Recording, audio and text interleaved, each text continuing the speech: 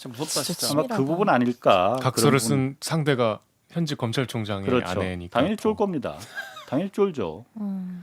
김건희 씨랑 양모 전 검사는 이게 안 나옵니다. 기록 아니 그러니까 그때만 안 나온 게 아니고 전체 조회가 다 안 된다. 이 두 사람에 대해서는. 왜지? 그래서 너무 이거는 신기한데? 저도 정말로 매우 이게 미스테리예요. 이거 진짜 말이 안 된다 이거. 내가 사실 가장 궁금한 건 네. 정말로 이것도 누가 손쓴 거냐? 설마. 그러니까 설마. 그 정도까지 이게 제가 충격적인 사실 하나 발견해서 이거는 꼭 알고서는 저 방송을 하든 말든 해야 된다. 그래서 네. 어떤 거냐? 했더니 댓글 읽어주는 기레기. 아니. 아, 네.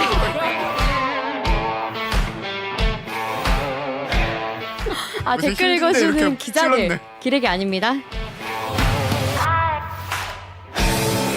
지금 여러분은 본격 KBS 소통 방송 댓글 읽어주는 기자들을 듣고 계십니다. 0.0001%의 희망을 품고 계신다면 좋아요 버튼을, 나쁜 놈들이 파묻으려는 고구마를 굳이 캐다가 세상에 알리려는 대들기를 응원하고 싶으시다면 구독 버튼을 한 번만 눌러주세요. 네, 고생하셨습니다. 이 뉴스 기사만 봐도 빡이 치는데 자세히 알고 보면 더 구체적으로 빡칠 수 있는 알빡기 코너입니다. 자, 오늘 다룰 기사는요. 이거 많은 분들이 또 이 기사를 많이 봐주셨어요. 안볼 수가 엄청 없죠. 빡쳐 계신데 네. 윤석열 검찰총장의 장모와 이 부인을 상대로 17년 동안 이어져온 소송 이야기입니다. 자, 이 내용을 한 문장으로 이 어떤 댓글에서 표현을 했는데 뭐라고 했냐면 다음에 소나무님이 야 이거 영화 만들어라 대박 나겠다 라는 말씀을 해주셨습니다. 이렇게 영화로 추천받을 정도로 정말 복잡하기도 하지만 상당히 흥미로운 이야기가 담긴 내용을 취재한 홍사훈 기자를 이 자리에 모셨습니다. 안녕하세요. 안녕하세요. 자기소개해주세요. 저는 KBS 시사제작국에서 시사기획창 프로그램을 그 제작을 맡고 있는 홍사훈이라고 합니다. 반갑습니다. 혹시 그 전에 저희 댓글 읽어주는 기자를 보신 적 있으신가요? 얘기는 많이 들었는데 네, 뭐라고 얘기를 들으셨나요? 아니 이런 프로그램이 있다고. 있다. 네. 그런데 뭐 그때 한때 뭐 좀 말썽도 좀 나고 그랬었던 것 같은데. 그래서 그때 순해 부셨거든. 저놈 새끼들 저거. 제가 보지는 못했었는데 네. 여기 그 출연 섭외를 받고 그래서 엊그저께 사실 처음 한번 좀 네. 몇 개 곡들 좀 봤어요.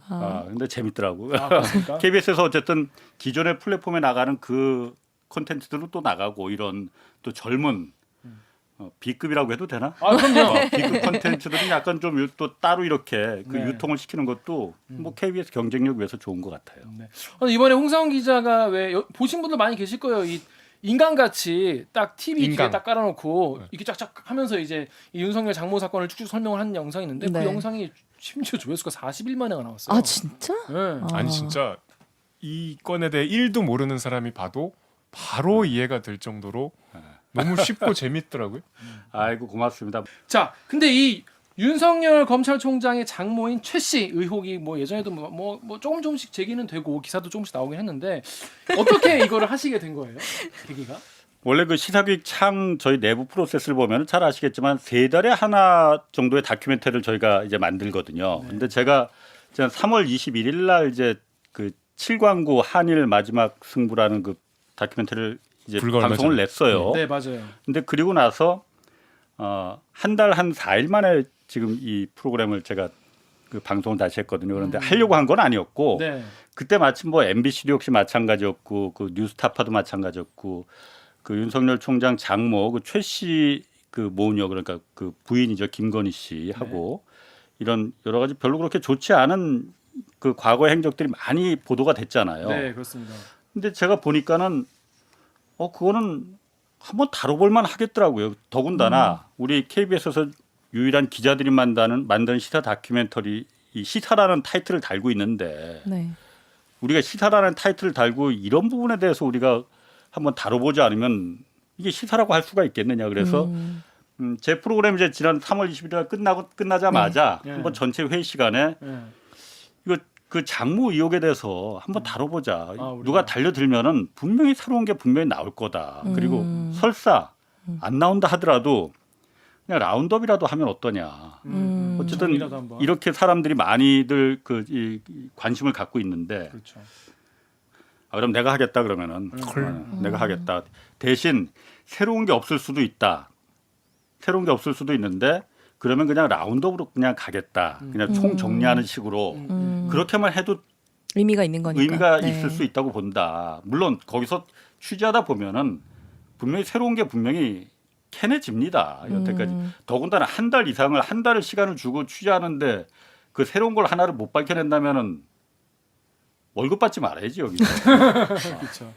네. 그래서 했는데 재수가 좋았어요 사실. 뭐 좀 새로운 부분도 좀 나름대로 찾아낼 수 있었고 뭐 사회적으로 많이 좀 그 화제도 됐고 그래서 뭐 뿌듯하죠 뭐. 막 송파구 주민도 만나시고 네. 뭐 찾아가서 허탕도 치시고 다 나오던데. 그렇죠.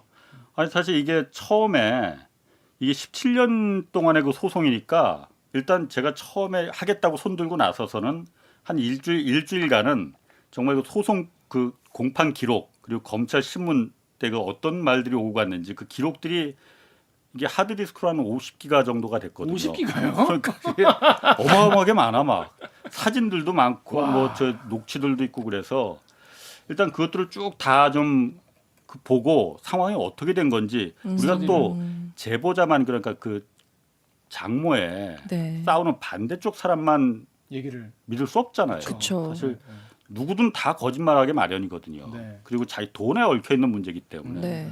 그래서 저 나름대로 이게 어떻게 해서 소송이 이렇게 그 된 건지 그리고 진짜 억울한 건지 아닌 건지 쭉 한번 그걸 파악하는데 그게 정말 한 일주일 걸리더라고. 그 한 50기가를 다 살펴보는데 그리고 나서는 어느 정도는 판단이 서는구나 이제 그래서 그 내가 그 이 추론한 네. 일종의 그 가설 이 부분을 확인하는 작업만 하면 되겠구나라는 부분에서 이 양 전 검사라는 사람이 뒷배일 수 있겠구나. 일단 그 공판 기록을 쭉 보니까 공판 기록하고 검찰에서 이제 그 불기소하는 경우가 굉장히 많았어요. 하여튼간에 그 장목공 관련해서는 아예 그 기소를 해야만이 재판에 넘어가지 그렇죠. 않습니까? 네. 그래서 죄가 있는지 없는지를 따져 볼 거 아니에요. 네. 근데 아예 그런 기회가 조차 없이 네. 유독 이 장모 최 씨의 그 사건 같은 경우에는 불기소가 돼서 검찰에서 아예 기소를 안 해버려 갖고 재판으로 넘어가지 못하는 경우가 많더라고요. 네. 근데 그건 제가 봐도 제가 법적인 그 전문가는 아니지만은 누가 봐도. 매우 비상식. 아니 이걸 왜 재판에 안 넘기지? 네. 왜 안 넘겼을까? 맞습니다. 일단 사건 그런 내용을 얘기를 했죠. 이제 취재를 하신 건데 일단 이 기사에 달린 댓글 중에서 의혹을 제기하시는 분들이 계셔서 요거부터 일단 짚고 본 내용으로 넘어가도록 하겠습니다. 다음 댓글 우리 정연욱 기자가 좀 읽어주세요. 이거 제가 이거요. 네. 다음에 삐딱이의 시선님이 180석 때문에 줄타기 했던 KBS도 돌아서고 있구먼. SBS나 종편들도 별 수 없겠죠. 이분 말씀은 이제 삐딱하게 주신 삐딱하시네. 거예요. 아이디가 일단 삐딱이의 시선이죠. 근데 이 180석 때문에 KBS가 이거 어떻게 할까 보다가 야 검찰 조지자 이렇게 해서 한 거 거가 아니냐 아니냐. 이런 의혹이세요. 내부에서도 네. 이게 총선 전에 내야 된다. 그 다루더라도 그때는 뭐 그 라운드업이라 하더라도 네. 총선 전에 내야 된다. 총선 전에 내면은 이거는 정치적인 그 문제로다가 그 비화될 수 있어. 이- 네. 오해받는다. 빠질 수가 있으니 선거 개입이라고 얘기를 선거 이후에 내는 게 맞다라고 했는데 일단 제가 혼자 하다 보니까 네. 선거 전에는 물리적으로 낼래야 낼 수가 없었어요. 도저히 일단. 낼 수가 도저히 그때는 안 됐었어요. 그래서 뭐 180석하고 물론 당연히 그렇게 그 보시는 입장에서 네. 보여집니다. 네. 그러니까 물론 그 반대 시각을 갖고 있는 분들도 있어요, 당연히. 네. 뭐 그런 분들의 시각도 우리가 받아들여야 하고 지금 네. 180석 때문에 네. 쫄아서 지금 그렇게 하는 거 아니냐라는 시각에 대해서도 우리는 일정 부분 네. 받아들여 줘야죠. 맞습니다. 이렇게 생각하고 의혹을 제기할 수밖에 그동안 할 수밖에 없게 그동안 KBS가 국민들한테 어떻게 해왔는지를 반성하자 또 잘해보자 이런 차원에서 만든 댓글 읽어주는 기자들입니다. 네, 이게 워낙 그 아이템 자체가 내용이 굉장히 복잡하고 길어요. 그런데 저희가 그래서 이거를 세 구다리가 뭐라 세 코너로 부분. 정리를 해서 한번 짚어보려고 합니다. 먼저 윤석열 총장의 가족 장모와 아내가 뭘 잘못한 것으로 추정이 되는지, 또 하나는 이 뒤를 봐줬다는 양전 검사는 대체 뭘 잘못을 한 건지, 그리고 당시 검찰 전체 그리고 지금의 검찰은 뭐가 문제인지 요걸 한번 정리를 해보려고 하는데, 자, 전체 이야기를 지금 모르시는 분도 계실 거예요. 그렇기 때문에 이 이야기를 일단 지금 홍상원 기자가 요 내용이 어떻게 된 건지 한번 설명을 해줄 겁니다. 근데 내가 이 내용에 대해 다 알고 있다, 나 이거 이미 홍상원 동영상을 보고 왔다, 홍상원 인강 내가 이 수강생이다 싶은 분들은 이 시간대로 커서를 옮기셔가지고 거기서부터 보시면 되겠습니다. 아시겠죠? 마우스 커서. 네. 자, 그러면 홍상원 기자님, 이게 그 어떻게 된 이야기인지 그 인강에서 설명하셨지만은 짧게 한번 설명을 해주시죠. 그러니까 스포츠센터 얘기부터. 그 윤석열 총장 그 장모 최 씨하고 이제 그 부인 김건희 씨가 여러 가지 하여튼 사업을 많이 합니다. 하더라고요. 그런데 뭐 부동산 쪽 관련된 사업이 많아요. 네. 뭐 MBC 그 스트레이트에서 나왔던 그 성남의 도청동 땅을 구입한 것도 그렇고, 의정부의 그 요양병원 사업도 그렇고, 근데 대부분 패턴들이 네. 되게 일정하게 있습니다. 일단 그 바닥에 이른바 그 꾼들, 네. 정보를 잘하는 꾼들이 있지 않습니까? 네. 뭐 꾼이라고 표현해도 괜찮아요. 네, 네. 여기서 뭐 네. 다 가는 거예요. 꾼들을 갖다가 그 정보를 잘 알고 있는 꾼을 동업자로 같이 우리 한번 사업해 보자. 내가 돈이 좀 있으니 종잣돈을 대겠다라고 동업을 맺습니다. 대부분. 네. 그래서 단기간에 큰 수익을 얻어요. 네. 근데 대부분 대개 사업 같은 경우 스포츠센터도 마찬가지고, 동업자들이 나중에 민사가 아닌 형사로 소송이 걸립니다. 대개 뭐 사기죄, 뭐 협박죄 이런 거로다가 걸어서 동업자들은 이제 상당수는 이제 감옥에 들어가고, 그리고 그 동업을 했을 뿐인데. 수익금은 전부 다 이제 최혜정의 차지가 되는 네. 그런 유사한 패턴들이 있거든요. 이 스포츠센터 건도 마찬가지입니다. 이게 네. 17년 2003년에 그 송파구 오금동에 굉장히 큰 스포츠센터가 있었대요. 네네네. 지금은 교회 건물로 바뀌었습니다. 거기가. 네네. 옛날에 거기가 잠실 그 롯데월드 그 스포츠센터 다음으로 이제 큰 스포츠센터였다고 하는데, 여기가 이제 망했거든요. 네. 2003년도에. 그러다 보니까 거기 대개의 경우 그런 게 큰 건물들 망하면 근저당 채권들이 잔뜩 이제 거기 붙어 있지 않습니까? 근저당 채권이라고 하면 이제 거기 담보로 잡았던. 담보로 잡아. 이걸 담보로 돈을 빌렸던. 그렇지. 대부분은 이제 휴지 조각이고 거기 떼일 돈 그 채권들이고, 못 받는. 예, 예, 예. 거의 몇 개가 아주 그 알짜배기 채권들이 있었는데 그 중에 하나를 갖다가 정대택이라는 사람이 알고 있었던 거예요. 152억 원짜리 채권인데 요거를 보니까는 100억에 살 수 있겠거든. 그리고 이거는 152억에 금방 다시 되팔 수 있는 채권이라는 걸 이 사람이 알게 된 거예요. 왜냐? 거기 비상대책위원장이었거든요, 이 양반이. 그러다 보니까 그 정보를 알게 된 거지. 네. 근데 종잣돈이 100억짜리를 어쨌든 살려면은 계약금 10억 원이 있어야 하는데, 그렇죠. 10% 있어야 네. 되니까. 그 10억 원을 대겠다고 나선 사람이 이제 그때 이제 최 회장이었었고. 찾아간 것도 아니고 만나자고 한 것도 아니고 거기서 소문 듣고 찾아왔습니다. 저를. 최 회장이. 예, 찾아왔어요. 윤석열 총장의 장모. 예. 당신 아니었죠? 그렇죠. 나중에 이제 그 제 장모가 장모가 되는데. 되는 거죠. 그래서 그 10억 원을 종잣돈으로 해서 결국은 그 채권을 사드립니다. 네. 물론 돈은 그러니까 윤석열 총장 장모 최 씨가 다 된 거죠. 네. 이 사람은 정보만 그야말로 정보만, 네. 알고 있는 거고, 네. 그런 부분에서 윤석열 총장 장모가 좀 돈은 다 내가 되는데 아깝지. 좀 아까웠게 생각될 수 있어요. 그렇지만 네네. 그 정보도 가치가 있는 거니까 그렇죠. 돈만큼은. 네. 약정서를 맺었어요. 둘이. 반씩 나누자. 우리가 이거 성공하면은 반씩 나누자고 약정서로서 도장을 다 찍었거든요. 네. 이제 법무사도 입회하에 네. 5달 만에 52억이 남았습니다. 실제로 100억짜리를 사서 152억짜리 다시 팔은 이제 거예요. 팔았으니까 네. 52억을 남겼으니까 26억씩 이제 나눠 가지면 되는 거거든요. 그렇죠. 네. 깔끔하게 나누면 네. 뭐 되는데, 네.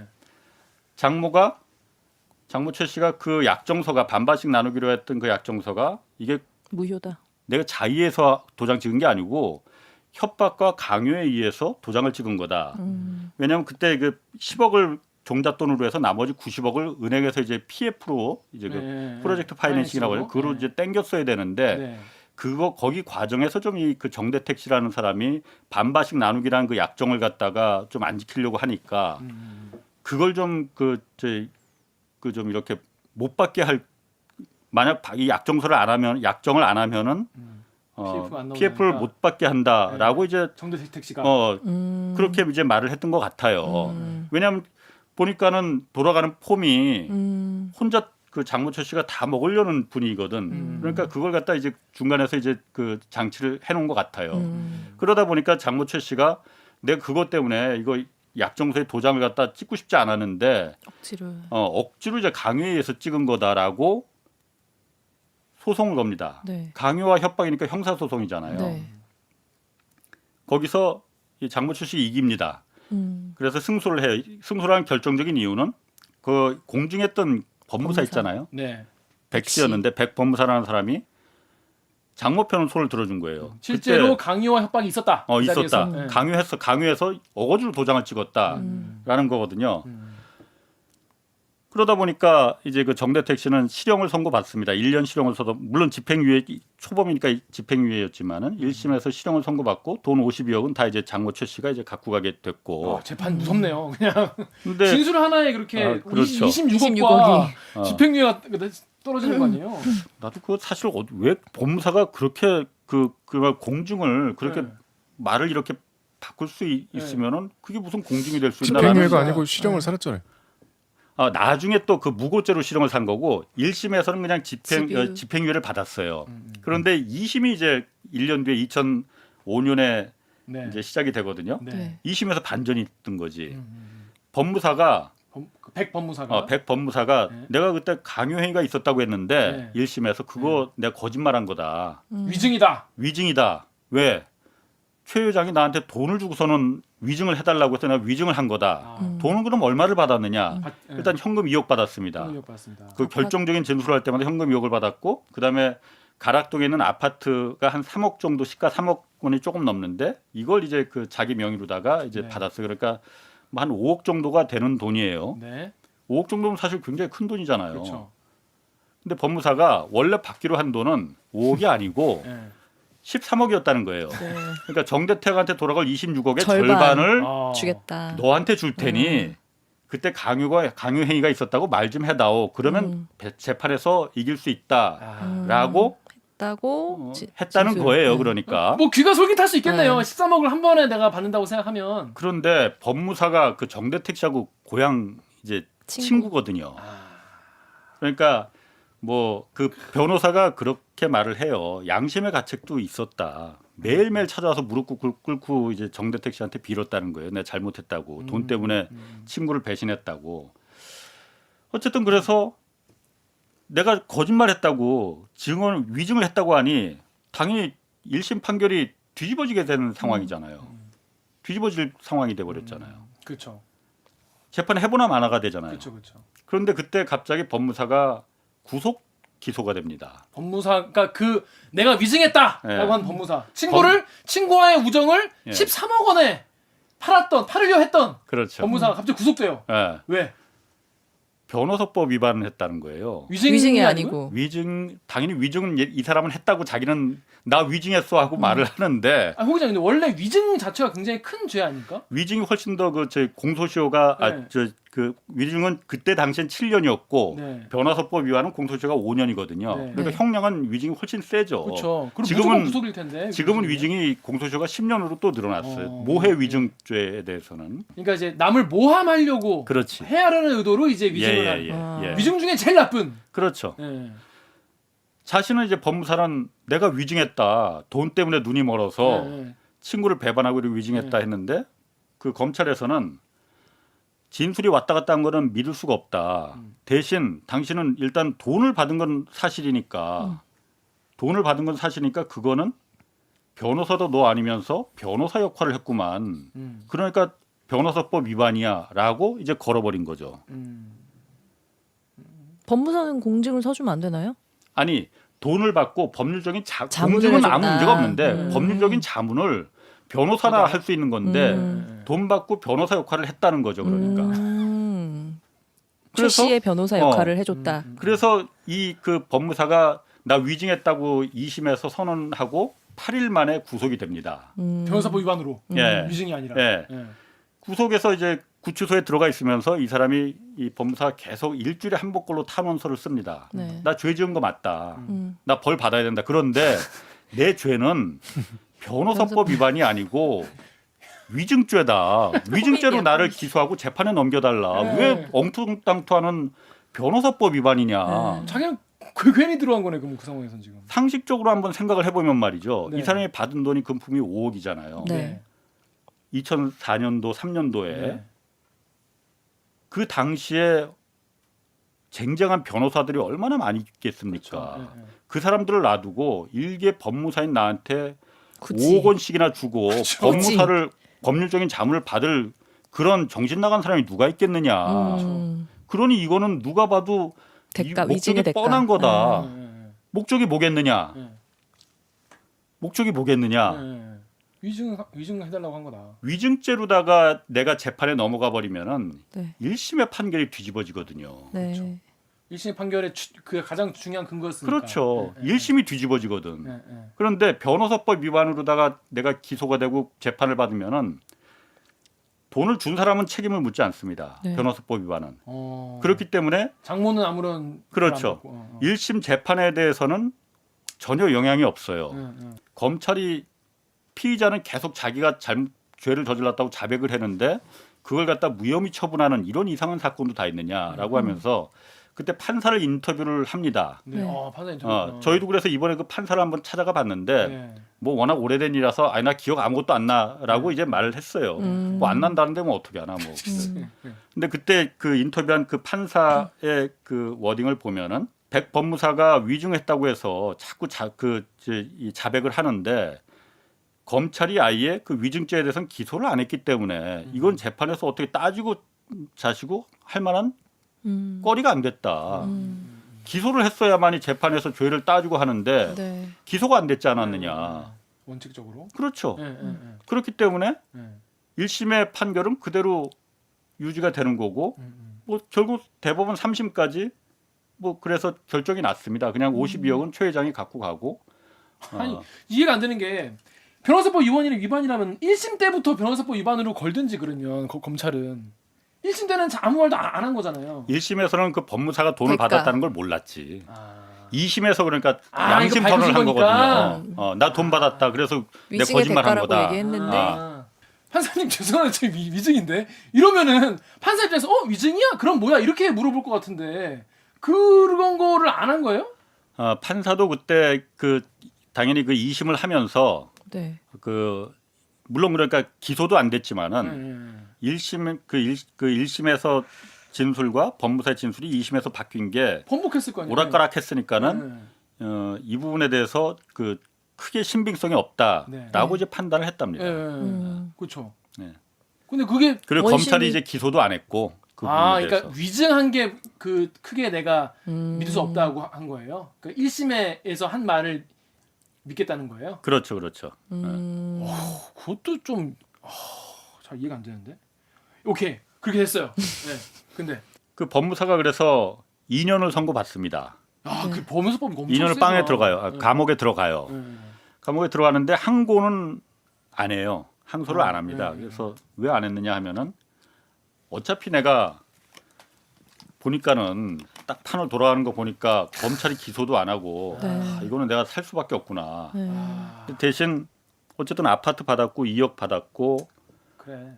그거라도 좀 뭐 이거는 제 생각입니다. 네. 뭐 지키고자 하는 마음이 있었을 것도 같아요. 그러니까 이렇게 내가 여기서 그냥 조용히 형을 살고 나가면 뭐 네. 그거라도 그냥 건질 수 있지 그렇지. 않을까? 예. 라는 마음이 아니었을까 하는 뇌피셜입니다. 뭐 그거는 제 생각이고 네. 어쨌든 법무사가 그래서 그 거기에 대해서 1심의 판결에 대해서 이의 제기를 안 합니다. 그냥 2년형을 살아요. 그런데 그걸 끝이 아닌 게 네.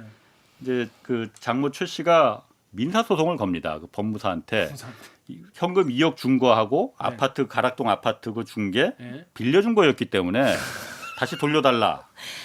진짜 한번 진짜? 걸리면 진짜 치밀하다. 진짜 무서워. 죽을 때까지 털리는구나. 다시 돌려달라. 재판을 겁니다. 그래서 판결이 어떻게 나왔냐면은 2억 현금 2억은 이게 빌려준 건지 안 빌려준 건지 애매모호하다. 그래서 돌려줄 필요 없다. 이거 2억은. 그렇지만 네. 아파트는 다시 원주인한테 돌려줘라. 왜요? 라고 등기 판결을 이전까지 내거든요. 다 했는데 왜 그걸 받은 걸로 안 본 거죠? 저도 그게 사실 아주 의문스럽더라고요. 원래 그래 다시 돌려주면은 그냥 네. 법원에서 이걸 경매로 해서 경매에서 나온 그 그 판매 대금으로다 그냥 돌려주는 갚아주는, 네. 그 통상적인 프로세스인데 네. 명의를 그냥 다시 집을- 그냥 그 이전을 시켜주라고 하더라고요. 그렇게 판결이 내려졌어요. 그런데 그 가락동 아파트의 소유주가 그러면은 법무사한테 넘겼다고 했지 않습니까? 네. 원소유주가 누구였느냐? 그게 이제 김건희 씨였던 거예요. 윤석열 총장의 이제 부인 지금. 네.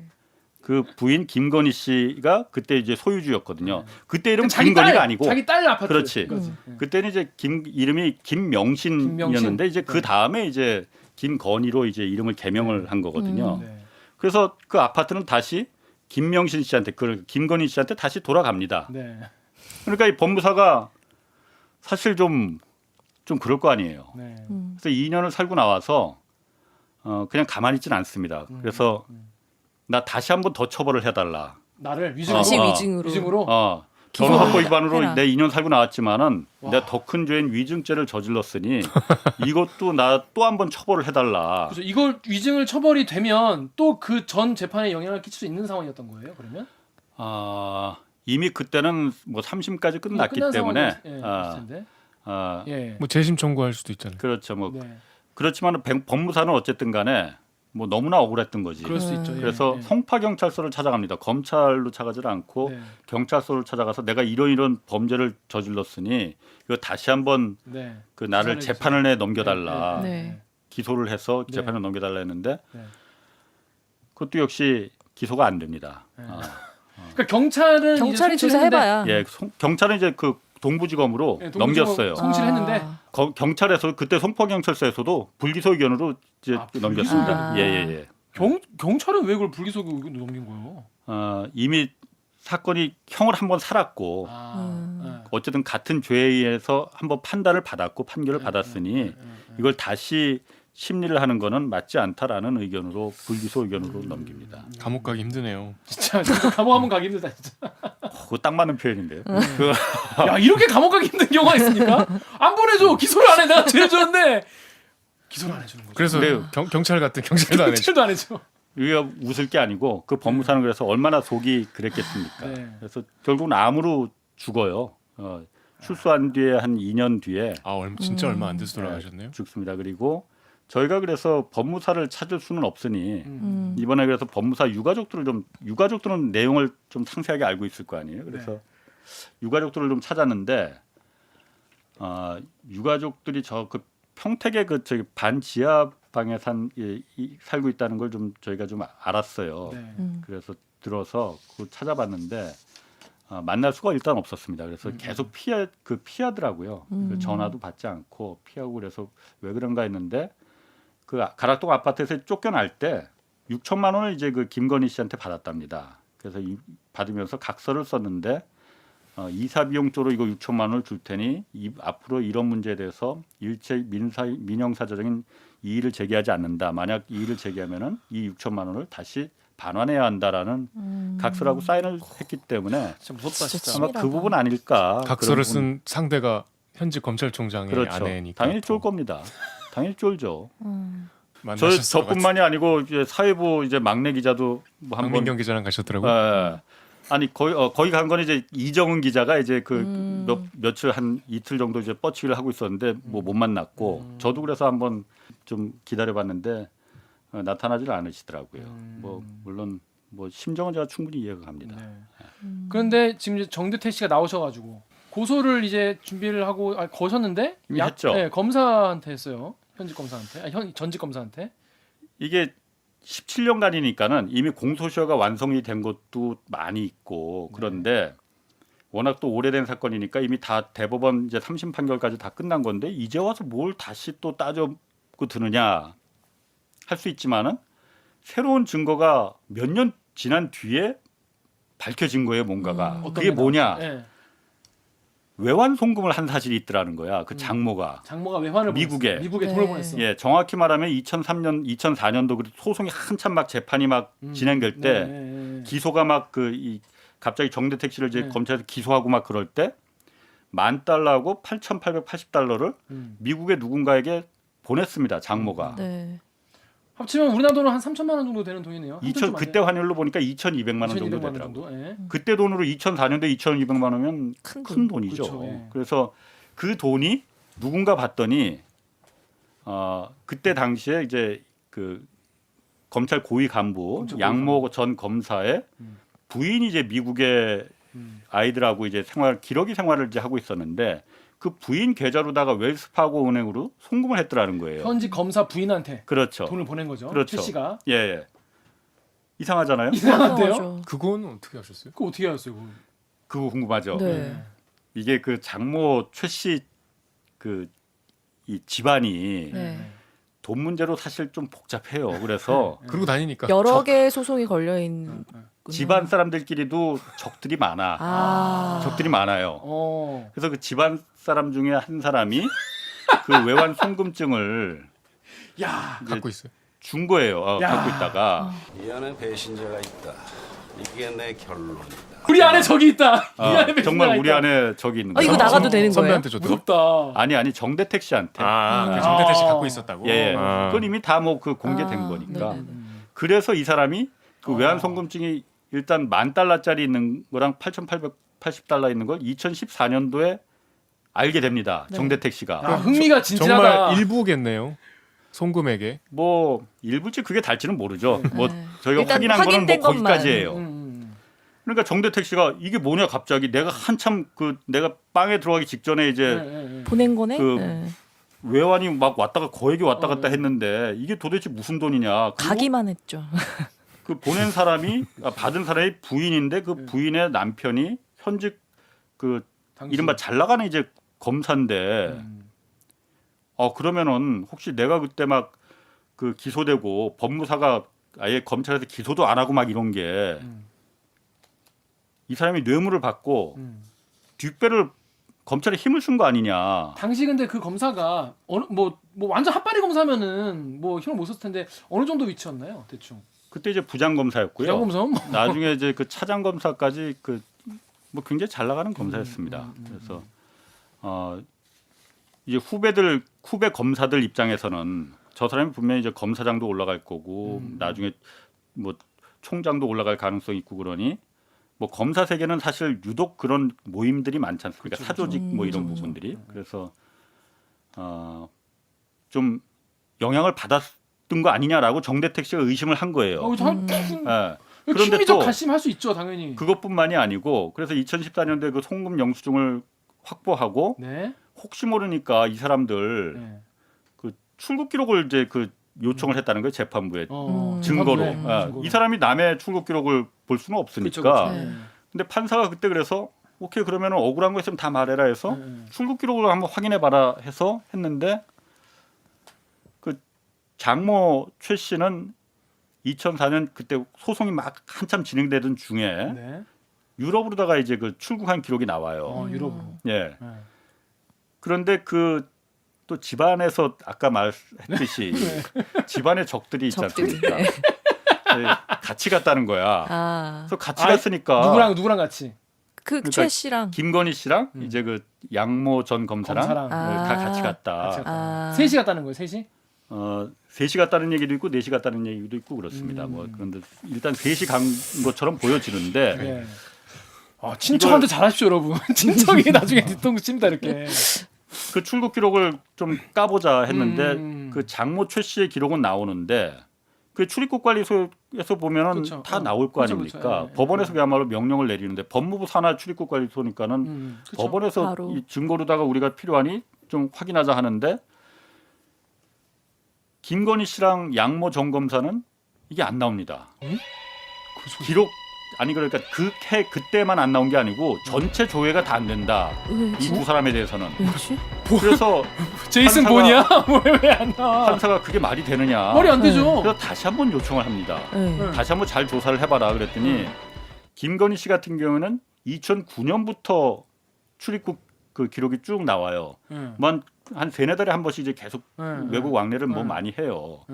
근데 양모 전 검사는 여전히 조회가 안 된다고 답신이 옵니다. 이거 어떻게 그럴 수가 있지? 너무 이거는 신기한데? 저도 정말로 매우 이게 미스테리예요. 이거 진짜 말이 안 된다, 이거.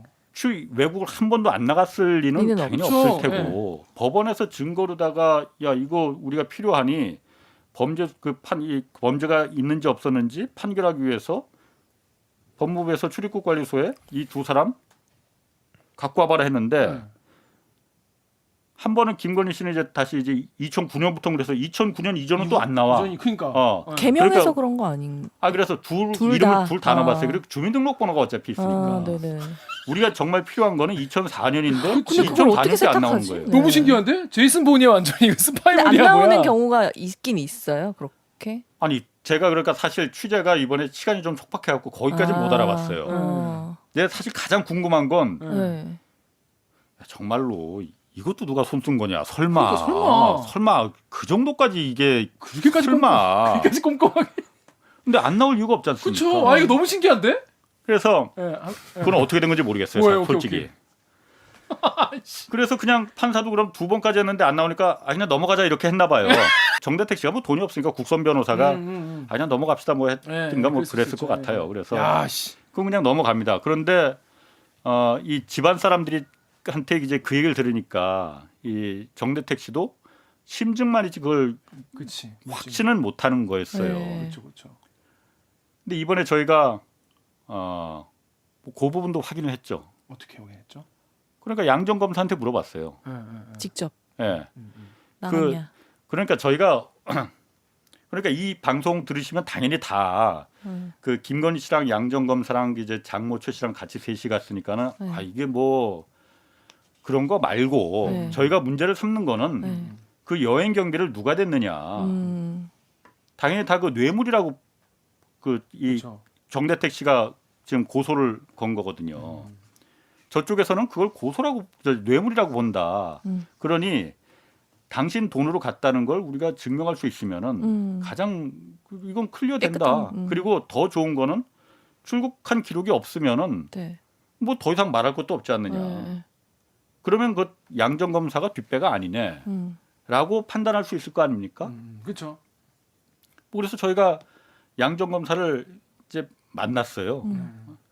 뭐 사실 저희가 그래서 처음에 이거를 그 양정 검사랑 이제 김건희 씨도 그렇고 전부 다 그 장모 최 씨한테도 카톡으로 다 보냈습니다. 전화번호 저희가 뭐 알고 있으니까 우리가 이런 부분에 대해서 의심을 하고 있고 이런 부분은 합리적으로 우리가 좀 이상하다, 의심을 할 만하다. 그러니 이런 부분에 대해서 좀 답을 해줬으면 좋겠다. 그래서 만약 그게 정말 아니라면은 일찌감치 아니라는 게 판명되면은 내가 괜히 헛수고할 필요도 없지 않느냐. 그러니 지금 이제 처음 취재하려는 거니 이거 부분에 대해서 한번 답변을 받았으면 좋겠다. 네. 그럼 우리가 깨끗이 접겠다. 했는데 이제 그 김건희 씨랑 장모는 이제 연락이 이제 없었고 계속 없었고 그 양 전 검사는 지금 이제 검사장을 이제 승진해서 이제 탈락이 돼서 변호사로 개업을 했어요. 네. 그 양 전 검사는 연락이 그 다음 날 왔습니다. 그래서 그 우리 사회부 박민경 기자랑 박민경 기자가 또 연락을 했었나 봐요. 우리 젊은 기자들도 그러니까 참 이렇게 빨라. 꾸준히 해. 그래서 박민경 기자가 연락이 계속 왔었는데 뭐 같이 그럼 만나서 자기가 좀 얘기를 해주겠다라고 하더라고요. 그래서 만나서 사실은 거기서 좀 매우 충격적인 얘기들을 좀 저희가 좀 들었습니다. 뭐 그 얘기를 지금부터 좀 이따가 네. 하면 되고 일단 이게 좀 이분들 이제 댓글 일단 읽으면서 진행할게요. 무슨 얘기인지 뭐 다 감이 잡히시죠? 예, 그렇습니다. 그 KBS 유튜브에 리아나 A님 댓글 우리 오기정 기자 좀 읽어줄래요? KBS 유튜브에 달아주신 댓글인데요. 리아나 A님이 사악하다. 17년간 한 사람의 인생이 송두리째 무너지게 만들고도 발 뻗고 잠이 오던가. 하긴 애초에 그런 양심이 있었으면 그런 짓도 안 했겠지만. 그 많은 분들이 이거 보면서 보고 나면 이게 정말 아니 어떻게 이렇게까지 사람을 몰아붙일 수 있나 이런 생각을 많이 하시던 것 같아요. 아니 근데 진짜 돈에 관한 하는 한 푼도 남에게 주지 않겠다는 의지가 굉장히 투철해 보이대요. 이 얘기를 들어보니까. 그러니까 나 같으면 그 5억은 5억도 먹고 떨어져라. 그러니까 이렇게. 5억도 그것도 굳이 받겠다고. 참 이해할 수 없는 부분입니다. 네. 없는 사람들은 그렇게 얘기를 해요. 그러니까 부자가 안 되는 거야. 아니 52억을 벌었는데 그 중에 그리고 기여를 했잖아 어쨌든. 그치. 5억을 줬는데 그글 또 끝까지. 나도 고마운 마음으로 26억 물론 드릴 것 이제 같은데. 괘씸하겠지만 말을 바꿨으니까. 이 돈에 얽힌 문제다 보니까 사실 양쪽 말을 다 100% 이게 진실이다. 누구 한 사람의 말이 정확히 100%다 맞다라고 말할 수는 사실 네. 뭐 확신하지는 못합니다. 저희가 이제 취재를 나가 보면은 특히 이런 돈 문제나 무슨 권리, 맞아요. 소송 뭐 저당, 중이거나. 소송 이런 게 거에 관련 취재를 나가 보면은 나쁜 놈인 줄 알고 취재 가는데 더 나쁜 놈인 경우가 있어요. 그러니까 나쁜 놈과 더 나쁜 놈이 막 이렇게 싸우는 그런 어느 게 진실인지 아수라장을 취재하게 되는 경우인데 그럴 때 정말 황당한데 이럴 때 사실 뭐 공소 뭐 이제 재판에서 뭐 정말 확인된 것만 가지고 얘기를 하는 게 제일 예. 안전하긴 하죠. 다음에 블루스카이님 댓글 우리 정연욱 기자 좀 읽어줄래요? 다음 블루스카이님이 특수활동비를 진짜로 특수한 데다 써불었네. 저도 이 9시 뉴스 보고 갑자기 특수활동비 특활비가 나와가지고 이건 뭔 얘기지 싶었거든요. 이게 사실 제일 처음 나온 이야기인데 네. 요거 설명을 해주시죠. 그러니까 저희가 그 아까 말한 대로 취재 초기에 양정 검사한테 이제 카톡을 보내서 우리가 이런 부분에 대해서 그 의심을 하고 있다. 그러니 이 부분 빨리 좀 말을 해다오. 그래서 그게 우리가 이해되면은 깨끗하게 우리가 접을 테니. 물러서겠다 네. 우리가. 어. 예. 그래서 이제 그 박민경 기자랑 만났다고 했지 않습니까? 준비를 정말 많이 해갖고 오셨더라고요. 아 역시 이 부장검사 출신에다가 변호사시니까. 예. 그래서 일단 어떻게만 그 김건희 씨랑 그 장모 최 씨를 어떻게 아는 사이냐. 그랬더니 알긴 안다고 그러더라고요. 네. 그래서 어떻게 아느냐 했더니 저희가 그 중앙지검에 있을 때 그때 한참 2000년대 초반에 그 벤처 열풍에서 거기서 뭐 그 많이 비리도 잡혀갔죠. 많이 있었잖아요. 그러니까 네. 그 정보 담당 수사를 좀 담당했었는데 그때 테헤란로에 그 벤처 사업가들 모임 같은 그런 게 있는데 거기서 이제 일종의 간사 역할을 했던 사람 중에 제이슨이라는 사업가가 있었대요. 제이슨. 제이슨 예. 성은 아 적응 안 되시는구나. 물 한 모금. 창 한 잔 하시고 창 보충하고 너무 대디기로 가니까 창 한번 보충하셔야 돼요. 오케이. 성은 잘 기억이 안 난대요. 네. 그런데 제이슨이라는 사업가가 있었는데 그 제이슨을 통해서 여러 가지 정보를 좀 얻고 그랬는데 그 사람이 어느 날 갑자기 그 김건희 씨를 이제 데리고 나왔다는 거예요. 김건희 씨 딸을. 딸을. 김건희 씨가 그때 뭐 인터넷 사업을 좀 했었던 것 같아요. 그리고 그 다음에 먼저 그래서 김건희 씨랑 몇 번 이제 그 같이 공식적인 여러 사람들 모이는 자리에서 좀 만나고 그랬었는데 그다음에 그 엄마 최 씨. 김건희 씨가 장모. 엄마를 이제 같이 또 한 번은 데리고 와서 식사를 하자고 해서 그렇게 한 번 했다는 거예요. 그리고 그것도 이상하다. 2002년 그 월드컵 때 이제 그 막 그 무슨 맥주집 같은 데서 응원을 네. 이제 한다고 제이슨이 연락이 왔대요. 아 형님 같이 와서 좀 응원하고 뭐 그러자고 그랬는데 2002년 2002년도에 그때 이탈리아전하고 그럴 때. 그래서 네. 그 맥주집 응원하는데 가봤더니 거기 김건희 씨랑 장모가 거기 있더라는 거예요. 그래서 저 사람들 참 왜 이런 데까지 모녀가 되니까 뭐 안 믿어. 모녀가 있다니까 갔겠지. 아무튼 그래서 그저 킹리적 가심. 어, 킹리적 가심. 거기까지였다는 거예요. 네, 그렇게 오케이. 공식적인 자리에서 몇 번 모임을 그 만났다는 게 이제 단데 2002년에 보고 안 봤다는 거예요? 아니 2002년 그때 친해졌다는 거죠. 그때 이제 그때 몇 번 친해졌다? 그렇게 네, 봤다. 한 몇 번 봤다는 거예요. 그냥 그런 공식적인 자리에서 여러 사람들이 같이 이렇게 네. 식사 자리하고 할 때 네. 봤다는 건데 그러면 돈은 어쨌든 그러니까. 외환 송금증에 분명하잖아요. 분명히 그 당신 부인의 이름으로 송금이 그 수신인이 돼 있고 보낸 사람이 장모 최 씨의 이름으로 돼 있는데 이거는 하나은행에서 끊어준 송금증인데 이걸 갖다가 어떻게 우리가 해석을 해야 되느냐. 그때 이제 미국에 있는 그 양 검사의 그 이제 부인하고 애들이 미국에 있었잖아요. 네. 애가 이제 테니스를 치다가 네. 좀 다쳤나 봐요. 아이고. 그래서 급하게 병원비가 좀 필요했는데 병원비를 병원비를 또 병원비 많이 들잖아요. 뭐 아내가 이제 그 병원비가 필요하다고 네. 이제 그 연락이 왔대요. 그래서 병원비를 보내줘야 되는데 자기가 그 솔직히 말해서 그 은행에 송금하는 방법을 몰랐답니다. 뭐 그럴 수 있어요. 뭐 그때 고위급 검사들 아니야, 그럴 수 없어. 아니야 그럴 수 있어. 검사들 아니 그지- 어떻게 외국에 가족이 살고 있는데 송금하는 방법도 모르고 일단 어떻게 없다고 외국이 치고. 네. 외국의 가족을 믿어줍시다. 살릴 수가? 믿어지 사람 말 그렇게 다 못 믿으면 어떻게 살아? 이건 너무 못 믿겠는 포인트예요. 오케이, 일단 그다 치고. 예. 네.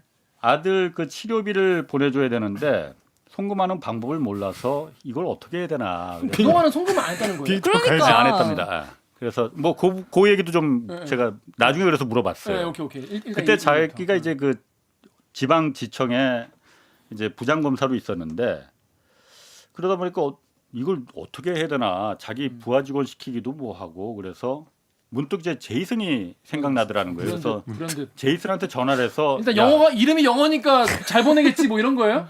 제이슨 참 한국 사람이에요. 한국 사람이에요. 네. 그래서 제이슨한테 야 내가 네, 지금 네, 네. 그 미국에 급하게 좀 돈을 병원비를 보내야 되는데 당신이 생각나서 그랬으니 당신이 좀 보내주소라고 부탁을 했다는 거예요. 그랬더니 제이슨이 흔쾌히 내가 보내겠습니다 하고 보냈다는 거예요. 아니 그러면은 외환 송금증에 찍힌 거는 제이슨이 아니고 최 모 씨인데 이게 어떻게 된 거냐 그랬더니 그건 자기는 모르겠다는 겁니다. 자기는 제이슨에게만 부탁을 했는데 자르는구나. 제이슨이 다시 김건희 씨나 최 장모한테 부탁을 한 건지 그거는 자기는 모르겠다는 거예요. 잘 자른다. 자 그러면은 그 부인은 엄청난 돈을 거액을 갖다 송금받은 거 아니에요. 그렇죠. 전혀 모르는 사람한테. 그렇죠. 보낸 사람 보니까 뭐- 처음 보는 사람이야. 부인이 이상하게 생각하지 않았느냐. 그렇죠. 그랬더니 거기서 약간 좀 좀 뜸이 좀 들이긴 했습니다. 그런데 생각 좀 하고. 자신이 내 이름으로 보내는 게 아니고 양 전 검사가 제이슨이라는 사람 이름으로 보낼 테니까 그렇게 알고 있으라고 했는데 그때 그 본인 아내가 그 부분에 대해서 특별하게 뭐 이상하게 생각하거나 물어보지는 않았던 것 같다라고 이제 답변을 했습니다. 그래서 뭐 그 부분 그럼 이해를 하겠다. 뭐 그러면은 부인한테 그러면 돈을 생활비를 몇 년 동안 기러기 생활을 했는데 생활비는 어떻게 붙여줬느냐. 그러니까요. 네. 붙여준 적 없다는 거예요.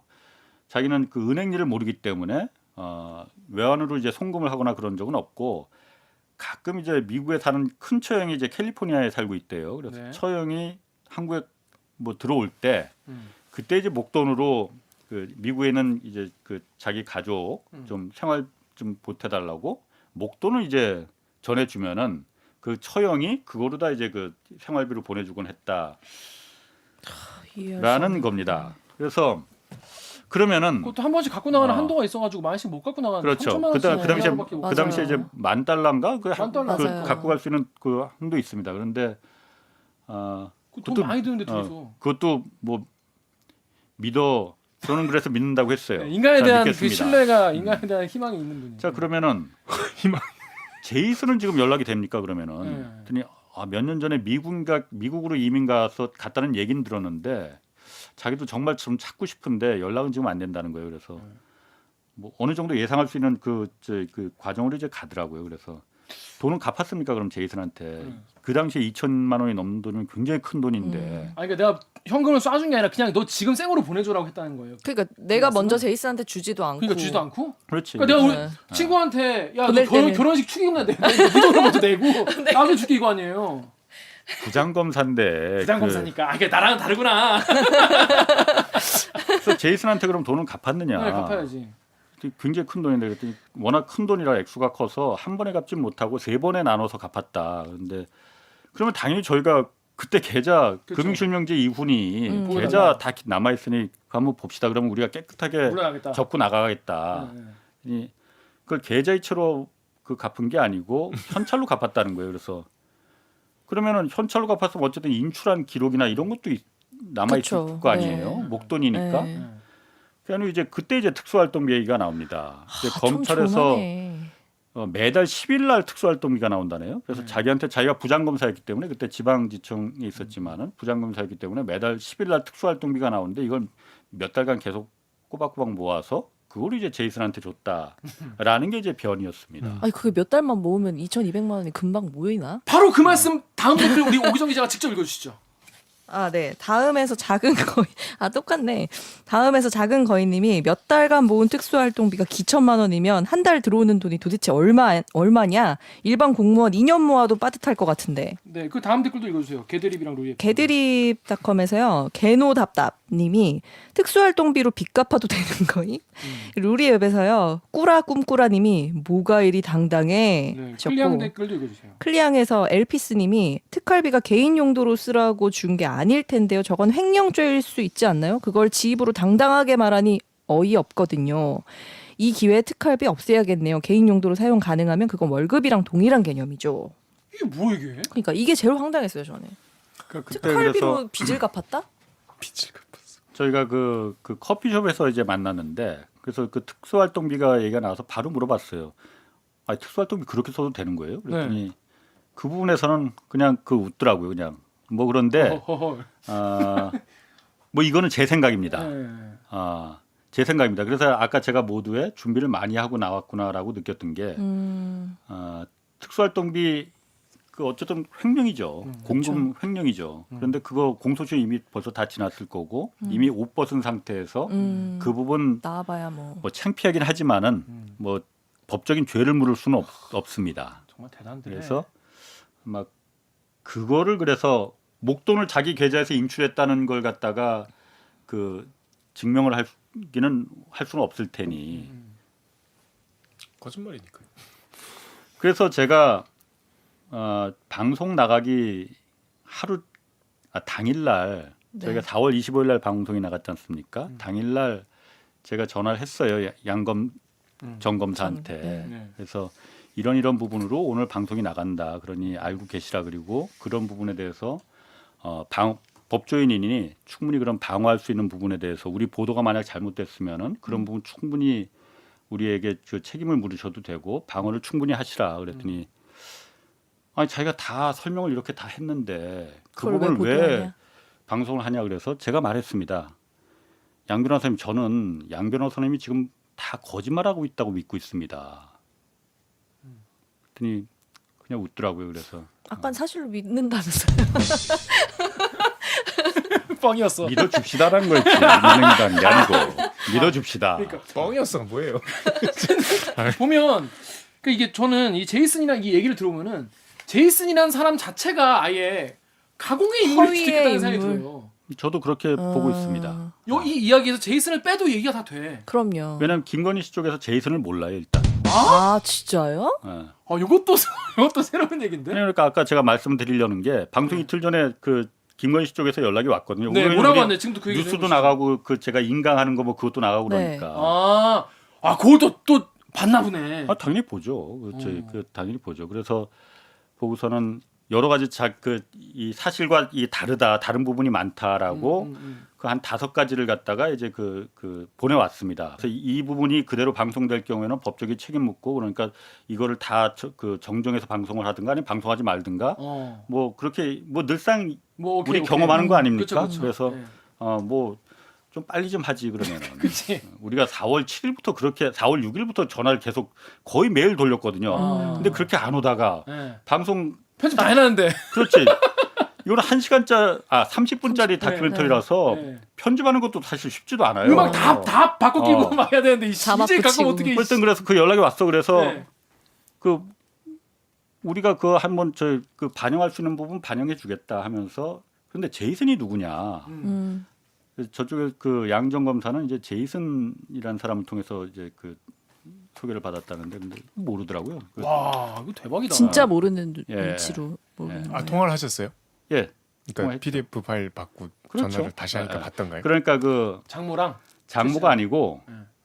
김건희 씨의 오빠죠. 김건희 씨 오빠가 오빠. 있어요. 오빠는 아들이구나. 그러니까 당연히 아들이겠지. 대기업에서 그러니까 홍보실에서 기자들을 많이 상대를 한 분이래요. 말도 점잖고 사실 오빠는 제가 사실 굉장히 좀 뭐라고 해야 되나.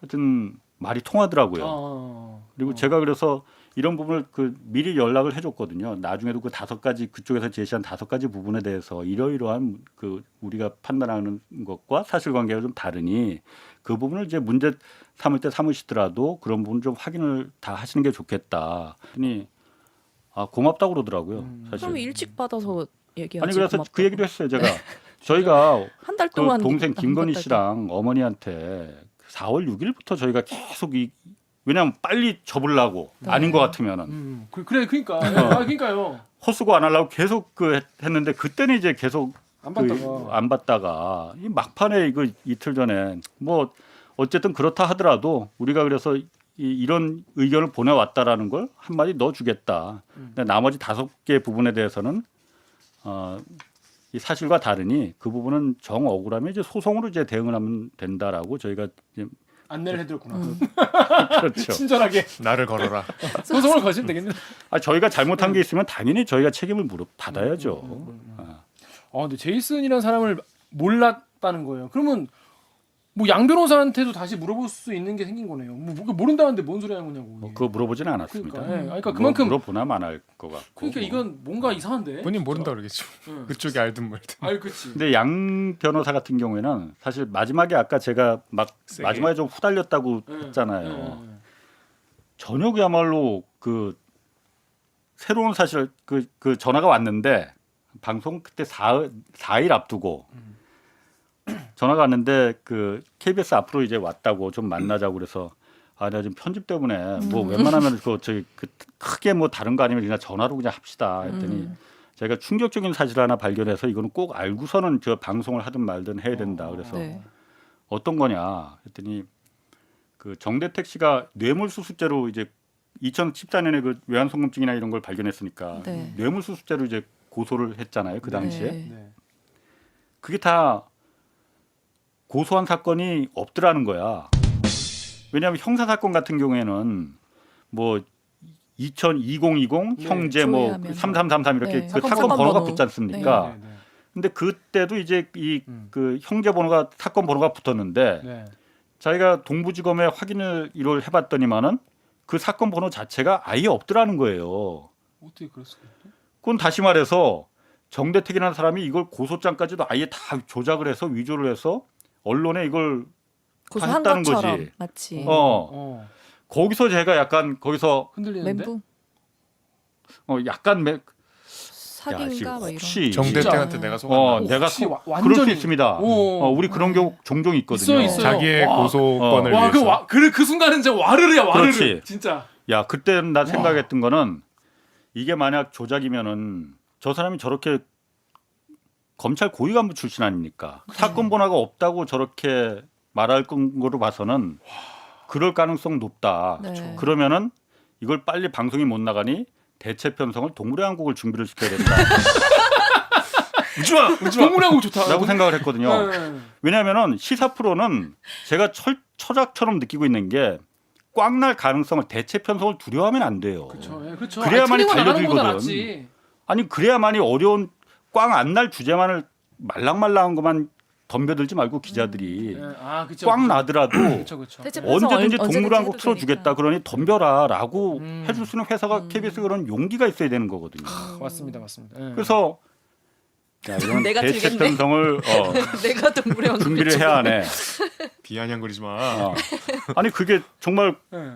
그 당시에는 제가 딱 진짜? 4일 남겨두고 그 전화 와서 와. 그러니까 그 정대택 씨 고소 자체가 안 됐다. 사건 번호가 없다는 거지, 아예. 자기를 고소한 게 자기가 자기 주민등록번호 다 넣어보고 했는데 그 이렇게 사건이 나오는 게 없다는 자기가 고소당한 일이 없다는 거야. 검찰청 앞에서 이렇게 봉투 들고 그 건이요.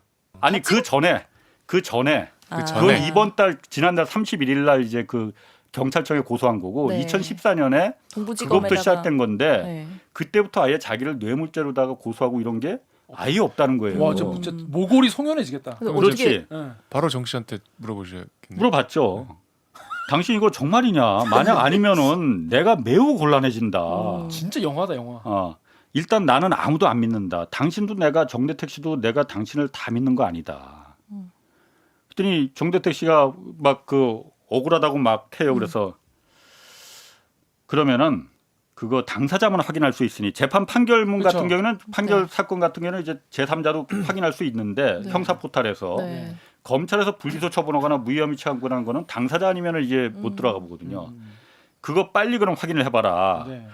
근데 이 양반이 좀 나이가 들고 그러니까 공인인증서를 또 어디 우체국에서 받고 뭐 이거 하는데 액티브 X 깔고 안 되는 거야. 공인인증서 깔고 우리나라 진짜 이씨. 나는 그 편집하느라고 뭐 정신없고 정신없고. 그래서 하는데 그게 그래서 공인인증서를 내일 이제 받겠다 해서 지방에 또 어디 그날 가 있더라고 그래서 갈까봐 나 진짜 막 듣는데 막. 내일 일단 다른 거 다 때려치고 올라와서 그거부터 확인해라. 그래야만이 우리 방송 나간다. 그래서 그 다음날 왔는데 공인인증서 뭐 깔고 뭐 하는데 안 된다는 거예요. 그래서 이틀 전에 내가 갈 수는 없고 음. 저 같이 일하는 이제 그 자료조사 작가 네. 그 친구를 젊은 친구를 야 네가 가봐라 안 되겠다 이거 잘못하다가는 그렇죠. 죽도 밥도 안 돼. 너 큰일 나요. 가서 깔아주고 네가 네 눈으로 확인해라 그 형 사건 번호가 있는지 그날 확인이 된 거야. 이틀 남겨두고. 그게 있더라고요. 뭐요? 그게 있더라고요. 그럼 그 양전 검사는 모르겠습니다. 그래서 제가 전화를 했어요. 그래서 있습디다. 그 형제분은 있습디다. 그랬더니 그게 나는 없던데 진짜 있어요. 그래서 이제 그 뭐라고 캡처한 걸 이제 보내줬거든요. 네. 카톡으로도 보내줬더니 알겠습니다 그러더라고요. 알겠습니다 하고 실패. 전화 끊고. 야, 씨. 그러니까 와, 마지막 시도였겠다. 그 사람은 뭔가. 근데 이것까지 저희가- 해보고 내가. 제가 그래서 그때 이제 어쨌든 우리 담당 이제 우리 시사교육청 이제 부장 뭐 그 데스크들한테 야 이런 일이 있다 지금 이거 진짜 맞을 수도 있으니 저 양 검사 말이 맞을 수도 있다. 내가 봤을 때 전혀 무시할 거 아니고 이건 분명히 확인을 해봐야 되는 거고 왜냐면 우리가 어떤 당사자를 우리가 조질 때 이 당신 잘못 있어 그러니 우리가 방송을 할래라고 할 때 당사자 확인을 거치는 거는 당연한 당연히, 프로토콜 네. 아닙니까? 그렇죠. 근데 당사자가 그야말로 반론을 이렇게 명확하게 했는데 확인을 어떻게 안 거쳐? 그래서 이거 매우 위기다. 그러니 일단 동물의 왕국 저 편성에다 등록시켜 놓고 그렇게 유튜브도 동물의 왕국 올리고. 그때 지금 웃으면서 말하지 그때는 진짜 후달렸어요. 그래서 여러분 이렇게 뭐 하나 밝히기가 이렇게 힘듭니다. 뭐 하나 제대로 한번 하려면은 이렇게 많은 난관이 이거 있다는 거. 업무방해죄로 고소해야겠는데 그 진짜 검사는. 업무 방해 진짜 이거. 그럴 만한 건 아니고요. 네, 당사자니까. 네. 자, 그렇습니다. 아무튼 그래가지고 여기 보시면은 그 KBS 유튜브에 이제 이걸 보신 분들이 이런 얘기를 했어요. 좋아요님이 그 모해 위증죄와 사기죄로 기소해야 마땅한데 그러지 않은 거. 그러니까 이게 이 당시 검찰권 남용 아니냐 이런 얘기를 하셨고 실제로 이 클리앙의 리미트 LG님도 검찰이 뭉개면 그냥 뭐 모든 어떤 의혹이 다 끝나는 거 아니냐 이런 말씀도 하셨고. 자 이렇게 이번 취재를 하시면서 또 검찰의 힘에 대해서 다시 한번 느끼셨을 것 같아요. 진짜. 그러니까 제가 이 마지막에 이제 에필로그의 그 시사 다큐멘터리는 메시지가 분명해야 되거든요. 그렇죠. 늘 하시죠 클로징에서. 제가 후배들한테 그 항상 강조하는 게 당신이 뭘 이 프로그램을 통해서 뭘 말하려고 하는 건지 분명하게 마지막에 전해줘야 된다. 그래야만이 그 프로그램이 힘이 생기는 거다. 자기가 뭘 말하려는지도 모르면은 시청자도 모른다. 제가 말하고자 싶었던 거는 검찰 개혁이 이래서 필요한 거다. 응?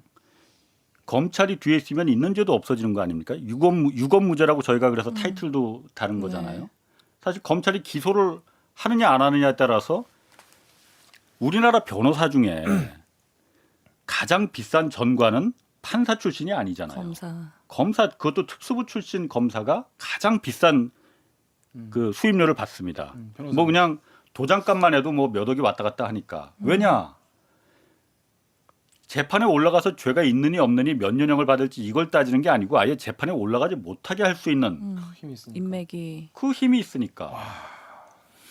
기소권을 독점하고 있다는 게 검찰의 가장 큰 힘은 기소권을 독점하고 있어서 재판에 아예 넘어가지 않게 만들 수 있는 자기네들과의 이해관계에 따라서 이게 검찰의 진짜 힘이 나오는 거거든요.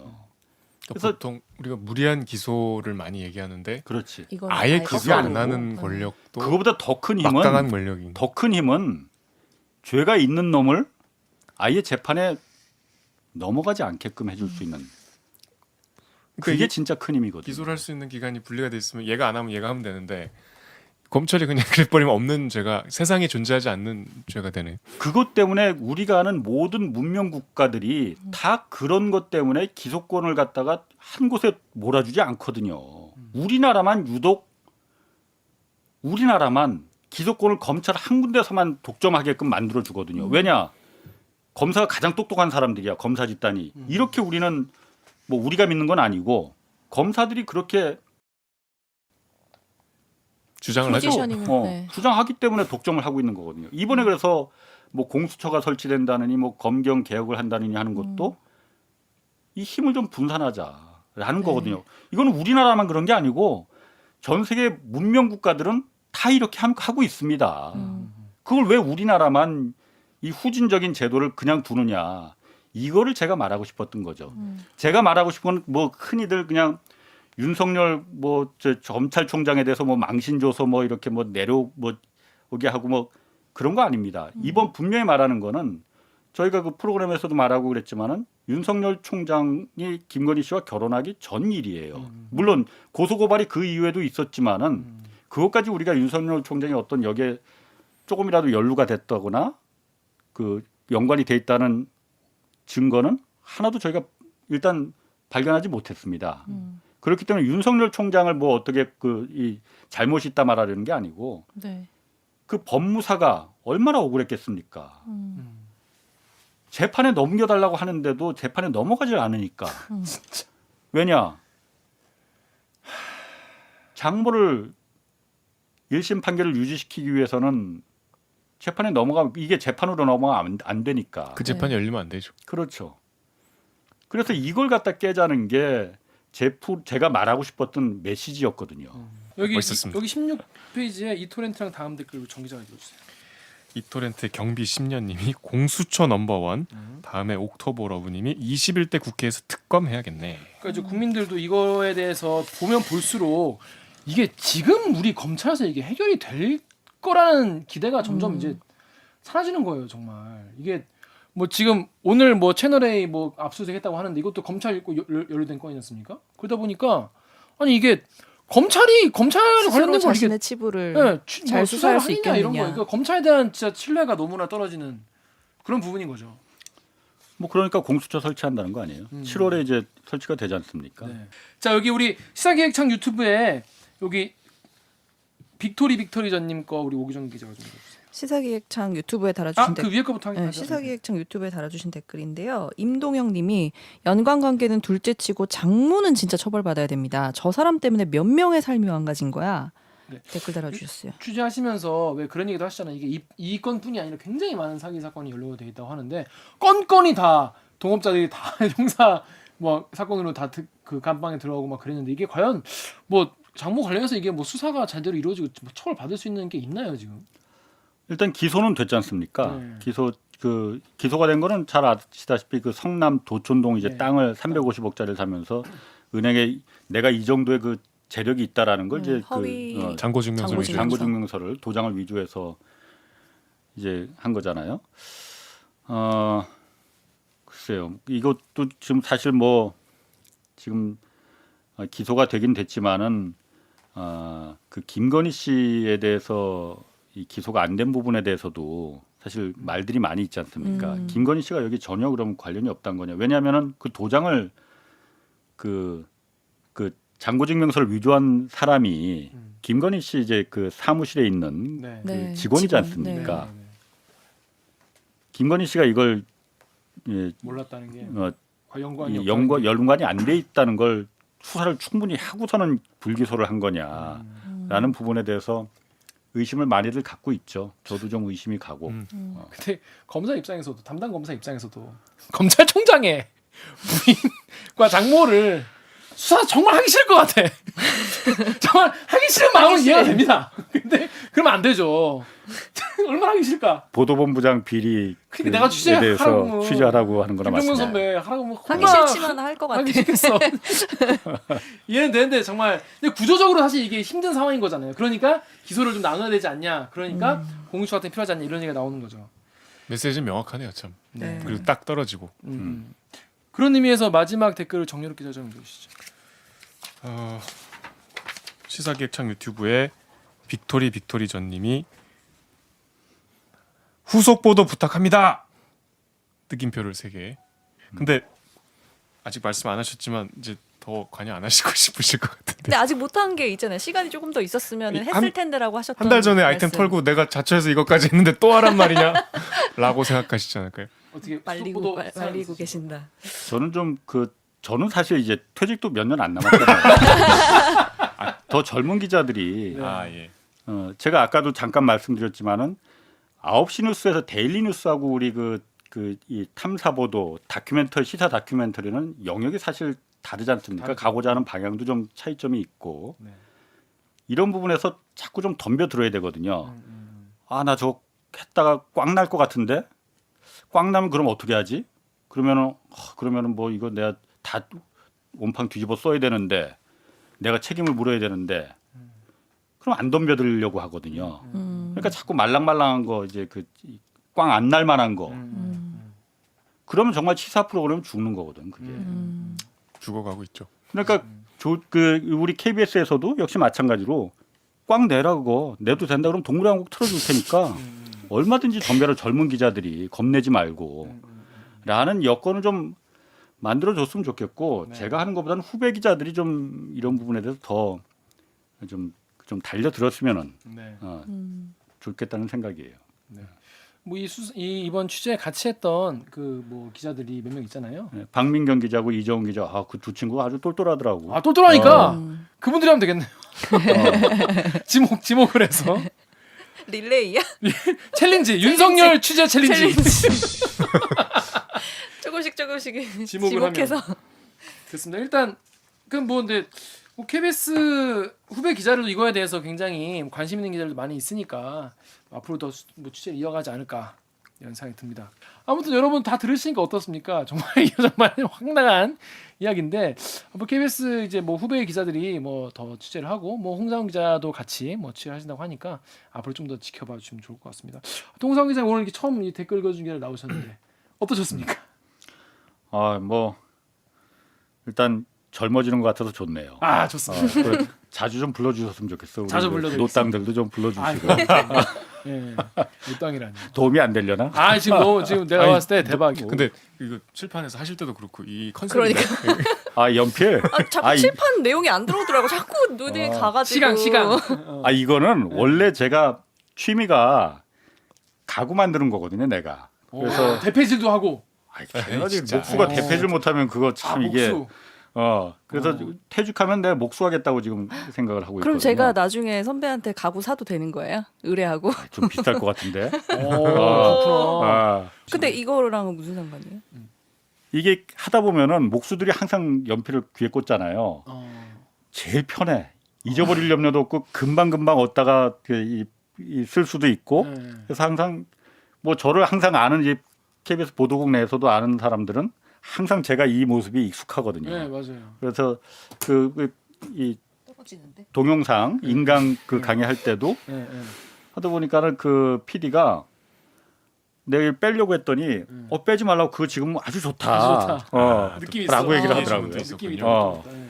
그래서 나도 보니까는 괜찮더라고요. 그래서 이걸 내 캐릭터로 삼아야겠다. 하고. 뭐 저는 사실 제가 입사할 때부터 10년 전부터 저 끼고 계셔가지고 나는 목수 스머프, 목수 스머프 중에서 목수 스머프가 저걸 딱그 끝에 저 분홍색 저거 지고 달리는 거 끼고 계셨어요. 목수 스머프를 좋아하시나? 그냥 그러고 말하는데 실제로 목수시랍니다. 기자이자 목수. 스머프를 좋아해서 이거 꽂고 다니면 진짜 이상한 사람이에요. 이상한 사람이거든. 이상한 사람 아닐까 했었을 때는. 그리고 이런 사실 이게 거학과 이제 취재하고 싸울 때 이런 뭐랄까 취재 후기도 드라마틱한 게 많이 나오는 것 같아요. 저쪽에서 가만 안 있거든. 자 그렇습니다. 오늘 방송도 그러면은 참여 방법 알려드리면서 마무리하겠습니다. 기자들 너무 두껍지도 얇지도 않게 할지도 오래오래 100년 만년 100년 만년. 우리 그래요? 100년 만년이요? 100년. 오래오래 100년 만년 하고 싶다는 대들기의 꿈 함께 해주실 거죠? 거죠? 댓글 읽어주는 기자들은 매주 목요일과 금요일 유튜브, 팟빵, 아이튠즈, 파티, 네이버 오디오 클릭, KBS 라디오의 콩에 팟캐스트를 통해 업로드됩니다. 오늘 저 홍상훈 기자처럼 대들기에서 보고 싶은 기자 혹은 다뤄줬으면 하는 기사가 있다고요?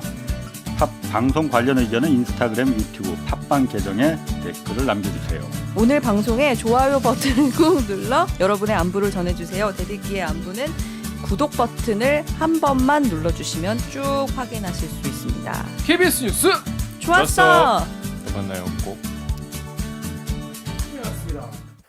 어렵다. 재밌는데요? 간만에 진짜 쩌는 취재 후기 들었네. 동물의 왕국이 제일 웃겨. 썸네일 이걸로 동물의 왕국 나갈 뻔한 동물의 왕국. 해프닝 뭐 이런 거. 진짜 심장 철렁하지 진짜 그러면 진짜. 영화로 만들면 양 씨는 이경영이다. 진짜 딱이다. 자네 말이야. 이거 내가 찾아봤는데 없는 거. 공금을 못하다니. 아, 그분이 고생하셨습니다. 마지막에 나를 바꿀 수 있잖아요. 양전 검사가. 유럽 안 갔다 그랬다가. 그래서 내가 이제 그 사건 번호 없다고 했을 때 네. 그건 내가 확인해 볼 테니 네. 그거는 유럽 간거 유럽 어떻게 간거 될지 나머지는 그때 이제 사실 찾아보니까는 있긴 있더라. 그래서 자기가 안 갔다고 있긴 있더라. 그래서 그러니까 그게 바람처럼 진술이 가자고 반복된 해서 거죠. 자기는 제이슨이 4명이 갔다는 거야. 제이슨이 가자고 해서 아, 껴가지고. 내가 그렇게도 가나? 어떻게 재밌었습니까? 재밌었죠. 만약에 그렇게 간 거면 진짜 장모가 눈치 없는 거 아니야?